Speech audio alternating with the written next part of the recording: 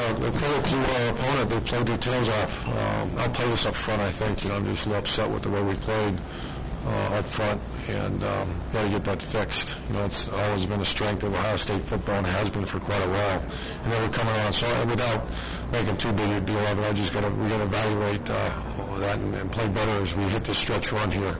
JT Bullitt had a sprained knee and came in and continued to do what he did, and even on the drop back passes is either coverage sack or pressured, and he pulled through a couple plays and made some great plays for us. So much improved on defense against a great quality quarterback, and Joe Bosa kind of at the end. And the thing about Joey Bosa, when you get a sack like that, there's also interior pressure to not allow him to step up. So we'll take it, a great win against a quality opponent in one of the toughest environments that you'll have, and we'll certainly get on a plane tonight and regroup, but enjoy the win, and then regroup as we continue on. Front row, Steve. Coach, you guys over the last month have had some easier games, obviously winning by average of over 40 points a game. Are you impressed with just the result your kids showed? I mean, this was all Penn State in the second half.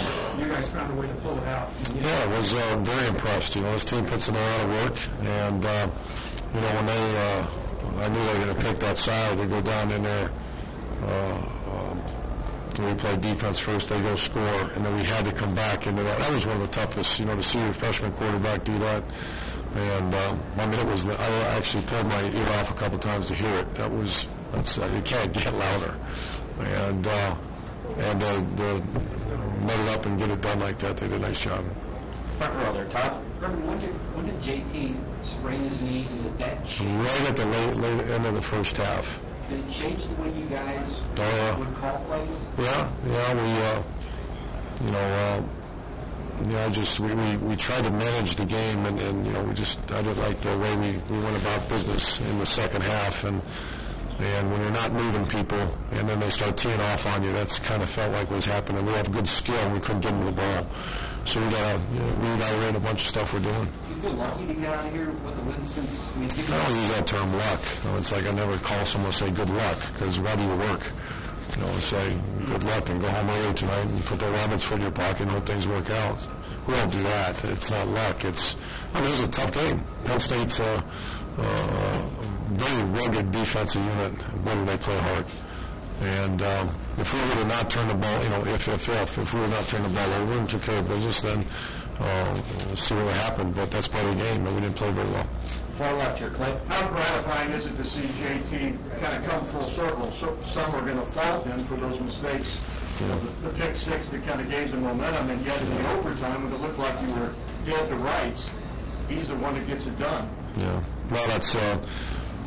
I would have to imagine, I remember when I went to his home visit, and you see the quality of people, his best friend, family that's so close to him, excuse me, and his family. You see the way that kid's raised. He's a tough guy, man, that just does things right, and usually people who do things right get rewarded. Far right to the right. Coach, JT really his confidence is getting better and better each game. And how pleased are you with that? First of all, in this environment, as you mentioned, one of the toughest ones you can play in, and down in overtime, he comes back and ties the game and ultimately wins the game. Well, the confidence got a little rattled there in the second quarter, and then obviously the third quarter opening drive, I think, was a pick six. And that kind of environment got loud. To say he was walking around like a extremely confident quarterback in the third quarter, that wasn't the case. But once again, just the way this kid's raised, and I just have so much admiration for people like that. That just, I can imagine the way he was raised. Just you can see the way he was performed. And I remember seeing him and Tom Herman talking about him when we went down to see him in Wichita Falls, Texas, and but he wasn't overly confident in the third quarter. But I'll tell you, at the end of the game, to go make a play, he did it for us. Far left here, Tim. Too quick was when JT went out there for overtime. Did y'all talk to him about probably the keeper off the option was there, or was that just purely his running his calls? I'm trying to think which play. Keeper off the option. He had like 36 yards rushing in the two overtimes. Oh, was that right? He scored. Yeah, a couple of your scrambles though. Yeah. We would drop back to pass, and he put his foot in the ground and went. Or if we had I don't have all this. I don't know. You're catching me. Kind of razzle here. So it wasn't direct runs with the quarterback, and I don't think they were options, to be honest with you. I think they were pass plays that he scrambled. like I said, the fact the other thing, to see Bosa come off big play, I mean, just talk about that play a minute. I mean, The end of the game? don't play. The end of the game? Yes. Yeah, I just, once again, on the field level, so I just saw him being a guy around the edge, and the quarterback couldn't step up in the pocket. And that's when you have good interior pressure, and that lets your defensive end go play. So, not that, discarding anybody else, but you can't expect the way a big player, Joey Bosa is, you can't expect him to go make a play to win a game. That's how talented he is. And last question, Bob. When you talk about the manage the game and with JT's injury, was the play call too conservative in the second half to try to win the point? Yeah, there were some throws in there, and we were trying to take some shots. We just couldn't get it done.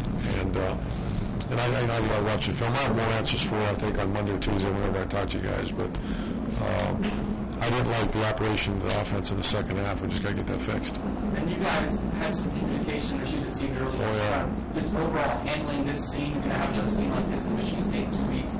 How did you think you guys handled it? We better worry about getting a little better in certain areas about next week, and don't worry about that one. Going down the road in a big environment, did you handle it okay? Or? I'd give us really good. I mean, we had a couple of mistakes, but that was real. And overtime, I just go back to the overtime. I stared at a young team out there on offense that was 7 points down, facing one student body, and they found a way to put it in the end zone. So, you know what? Those were a couple of weeks. Yeah. Those were. Yeah. Yeah.